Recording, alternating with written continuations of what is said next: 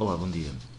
A Galp foi a vencedora da sondagem desta semana, por isso vamos fazer-lhe uma pequena análise. Depois de uma tendência claramente descendente desde meados de 2012, onde caiu cerca de 40%, inverteu a sua tendência de médio prazo com Head and Shoulders em inversão, bastante claro e que atingiu a projeção num curto espaço de tempo. Infelizmente, essa tendência de alta não se manteve durante muito mais tempo e tem vindo a navegar em contraciclo com o PSI 20. Já desde meados de 2012, sensivelmente, que se encontra a oscilar entre uma zona de resistência e uma zona de suporte de forma relativamente linear. Apesar de ter algumas quebras ultimamente, encontra-se em clara a lateralização. Ultimamente, se fizermos aqui um zoom in, temos vindo a assistir a algumas violações em baixa do suporte, enquanto que a resistência raramente é violada em baixa. Isto é um claro sinal de fraqueza. E se repararmos, há aqui um toque na zona de resistência, mais ou menos rápido. Há um toque muito prolongado na zona de suporte. Uma aproximação à zona de resistência que nem sequer acaba convertida em toque. Nova aproximação prolongada à zona de suporte com quebra em baixa. Nova ida acima, uma reação muito rápida uma vez mais. E uma vez mais estamos aqui novamente junto da zona de suporte, e este toque que aconteceu aqui em dezembro foi muito curto, muito rápido e com uma reação muito leve. Na última semana tivemos aqui uma vela que aspira a alguma preocupação, com uma sombra que é algo assustadora. Naquele dia e desde o dia anterior, apesar de ter aberto em gap down, não se esperava que tivesse vindo 10% abaixo, especialmente tendo em consideração que a Galp é uma ação com muita liquidez.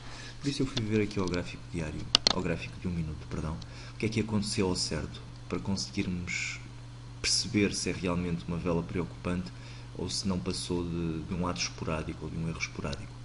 Vemos aqui que tudo aquilo que ocorreu, ou aquela grande vela, ocorreu sobretudo num minuto. Em 2 minutos a questão ficou quase totalmente resolvida e começou a normalizar novamente.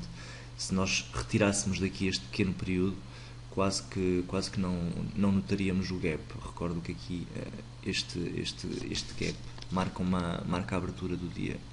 Deixem-me só confirmar. Não, eventualmente não marcará a abertura do dia.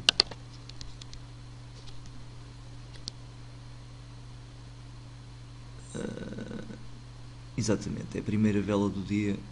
Esta é a segunda vela do dia. Uma abertura em gap down, muito provavelmente gerada por uma ordem ao melhor, uma ordem algo pesada, que acabou por arrastar a cotação e fazer um gap bastante significativo e uma vela com sombra muito significativa. Tivemos o primeiro leilão do dia nos 11h24 e provavelmente a segunda vela de minuto do dia chegou aos 10h20 com muito provavelmente uma ordem pesada ao melhor. Isto para dizer que, apesar da grande sombra da vela, não é especialmente preocupante e não poderemos considerar por si só que seja uma falha, uma quebra enorme à zona de suporte. Esta zona de suporte eventualmente terá de ser redesenhada, está cada vez mais a perder a sua validade, mas ainda assim acredito que a Galp nos próximos dias vai reagir em alta e se vai aproximar novamente, não digo da zona de resistência, mas que se vai aproximar pelo menos deste marco dos 12,1 sem haver a quebra em baixa. Importa também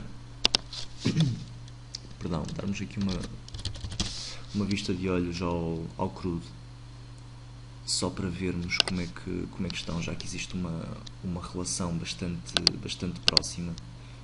Como podem ver, o crudo, à semelhança da Galp, encontra-se em lateralização já há algum tempo, com um padrão de inversão também muito semelhante, e encontra-se já um pouco acima da zona de reação. Geralmente a Galp segue um pouco por arrasto, por isso é bastante provável que nos próximos dias tenhamos uma reação em alta da Galp. Ainda assim, e ao contrário do que se tem passado no PSI 20, continua com uma tendência claramente preocupante e para mim continua a ser desinteressante do ponto de vista de investimento.